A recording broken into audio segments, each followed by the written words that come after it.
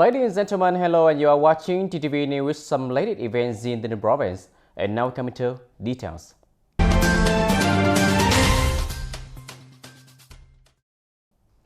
Ladies and gentlemen, on the occasion of Chol Thmay traditional New Year of the Kingdom of Cambodia on April 11, the delegation of the Policy Department led by Colonel Nguyễn Văn Trải, Secretary of the Party Committee, Director of the Bureau of Public Security, visited and wished Chol Thmay traditional New Year in Svay Province, Kingdom of Cambodia. Receiving the delegation, there were Major General Savoti, Commander-in-Chief of the Gendarmerie Command, Lieutenant General Kang Khon, Chief of Provincial Police, Lieutenant General Pen Saron, Commander of Svay Provincial Military Division. At the destinations, Colonel Nguyễn Văn Trải visited and presented gifts to the Gendarmerie, the Provincial Police, and the military subprison of Svay Province, and at the same time thanked the love that the armed forces of the three forces had for the police.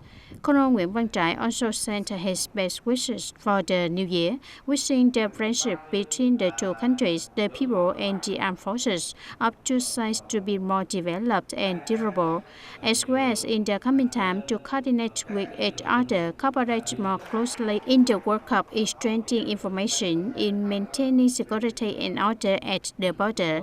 Immigration control, crime prevention on the border is becoming more effective, building a border of peace, friendship for mutual development.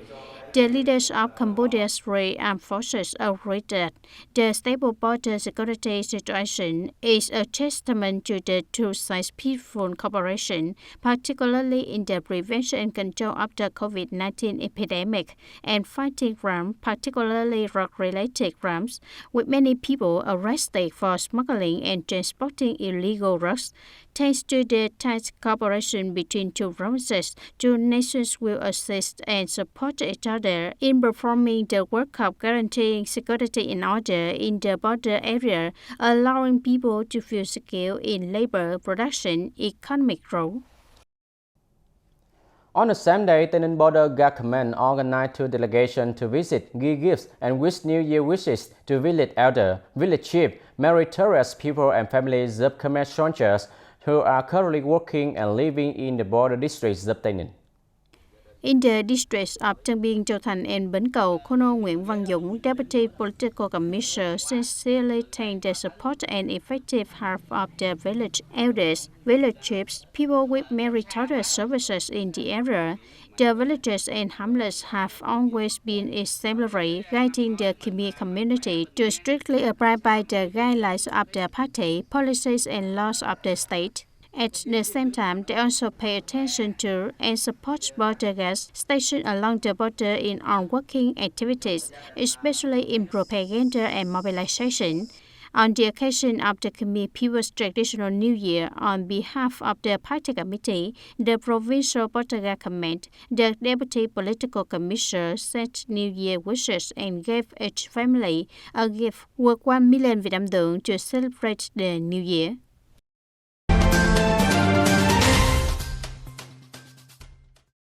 Tay Ninh Province is focusing on implementing the scheme on restructuring the irrigation sector and improving the efficiency of the management and exploitation of irrigation works in the direction of drastically renovating irrigation work. This is one of the solutions to renovate the investment capital structure and perfect the infrastructure system for agricultural production in the province. The main content of the project on restructuring the irrigation sector and improving the efficiency of the management and exploitation of irrigation works is prioritizing investment in the development of irrigation works to serve up land crops with high economic value, investing completing unfinished irrigation works to soon put them into operation, upgrade and ensure the safety of the water reservoir system, building models applying advanced irrigation techniques, saving water, to step up the implementation of the Renewable program, improve the efficiency of management and exploitation of irrigation works, focus on the management, operation, maintenance, and improvement of the efficiency of irrigation works, Previously, in the process of implementing the planning of irrigation works, many factors, both subjective and objective, appear, making the irrigation planning unsuitable with the development orientation of the economic status, and especially in the area is not meeting the demand for water for agricultural, industry, and daily life production. Many irrigation projects are no longer consistent with the original goals and not in line with the roadmap for restructuring the agricultural sector. This is also the basis for the implementation of the irrigation planning of the province toward 2030. Turn to other news. Developing renewable energy and biomass is a practical solution to improve the efficiency of the economy and at the same time contribute to the conservation of national energy resources, according to the Department of Natural Resources and Environment. Over a period of development and exploitation, Tay Ninh Province has had many investment projects using recycled resources and renewable energy resources. Regarding renewable energy, currently Tay Ninh has 2 hydropower plants on Yo Tiếng reservoir irrigation system, including Yo Tiếng hydropower plant, CS2 hydropower plant. There are 10 units investing in solar power projects and 2 units recycling used scrap. Regarding biomass energy, Tay Ninh has one biggest power generation project of Thanh Thanh Công Group. The project utilized about 351,000 tons of bagasse during sugarcane production to co-generate thermal power. 52 tapioca staff processing facilities recover biogas from the anaerobic decomposition of wastewater to operate the rieng. In addition, there are many pig farms that also recover biogas for fuel.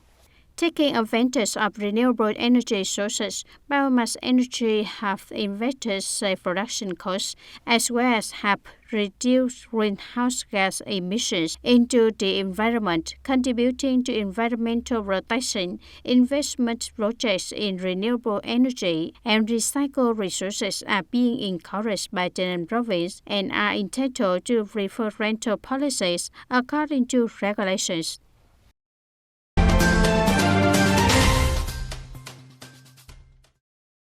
Because the number of varieties of cassava resistant to leaf mosaic disease is very small, while the demand for varieties is too great, Tay Ninh has just received a rapid multiplication technique from the Center for Tropical Agriculture.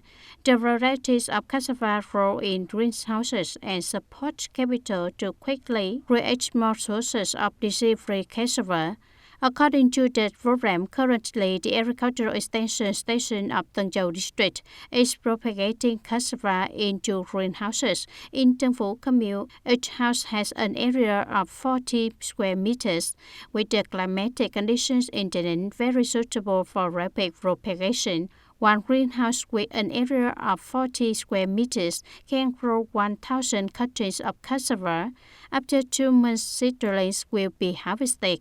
After 2 months, the stem of the cassava can be cut and put in a pot to keep in a cool place. The next 25 days can be planted directly in the field. For each greenhouse, after 1 year, the number of cassava seedlings is enough to grow for an area of 1 hectare of arable land. Ladies and gentlemen, according to the information from Industrial Park, export processing zones of Tay Ninh, most of the locality workers have quickly returned to work after the Tết holiday. Businesses are also trying to restore production after a year of too many difficulties due to the COVID-19 pandemic. However, businesses are still short of workers in October 2021 when Tay Ninh took measures to restore production, and that situation has persisted until now. According to a report by the Management Board of Tay Ninh Economic Zone, right after the Lunar New Year, businesses have welcomed workers back to work soon. Most businesses in the province have tried to take care of the life of workers during the Tết holiday, thereby creating a bond between workers and businesses. As of March 31st, 2022, more than 400 businesses have resumed operations, with more than 316,000 employees returning to work. Compared with the number of employees before that, the rate is over 96%.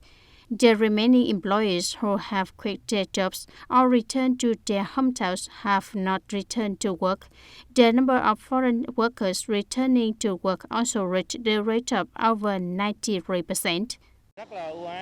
Very favorably, preferential treatment, debt bonus during the social distance, we work on spot. After that, I go back to work from the first Monday of the week until now because I miss work. I miss my colleagues in the company. I am about to have a family. I can take care of my family with this income from 7 million Vietnam dong to 14 million Vietnam dong per month. In Chong Ba Industrial Park, businesses are trying to bring production activities back to the scale before the COVID-19 pandemic. After a difficult year due to the pandemic, the market is recovering with many optimistic signals. Businesses in the industrial park have received many orders again. Up to the present time, a number of enterprises have entered the production expansion stage. Therefore, they need to recruit more workers. However, at this time, additional labor is still a difficult problem for industrial parks. In order to assist enterprises in fighting labor shortages, the Economic Zone authorities have surveyed the recruitment needs of enterprises in industrial zones and economic zones, whereby in the first quarter of 2022, the recruitment demand of enterprises is very large. Recruitment demand for unskilled workers over 22,000 people, in which Phuc Dong Industrial has the largest recruitment demand, nearly 13,500 people. Trong Bang Industrial Park needs to recruit nearly 4,500 people. Thanh Thanh Công Industrial Park needs to recruit nearly 3,000 people. Other industrial zones in the province need to recruit from 400 to less than 1,000 people. Industrial zones also have the need to recruit thousands of skilled workers, trained workers with intermediate college and university degrees. Currently, there are about 240 workers, lacking 150 workers in the immediate future. The first is the epidemic situation, so workers in other provinces do not return to Tay Ninh. In addition, companies and businesses are recruiting, so it is not easy to recruit at this time. We recruit through announcements, job placement websites, on social networks, and through referrals from insiders. Chela Industrial Park also lacks skilled labor, including skilled and unskilled labor. However, they also make a lot of efforts to partially overcome. For Chela Industrial Park, Po Hung Company is the largest company. Their number of employees accounts for more than 90% of the total number of employees in Chela Industrial Park, where they are missing somewhere around 5%. But for the two smaller enterprises, including Golden Peak LLC and Huay Phong Limited Liability Company, which face more difficulties, their shortage of labor is about 30 to 40%. Unemployed workers have a lot of opportunities to choose jobs with good remuneration to overcome difficulties caused by labor shortage. The Economic Zone Management Board will coordinate with the Department of Labor, Investment and Social Affairs and the Provincial Youth Union to capture the labor supply, to connect with businesses, and continue to connect the recruitment and training of students in occupations suitable to the recruitment needs of the enterprises. Ladies and gentlemen, that's all for today TTV News. Thank you for watching and see you next time.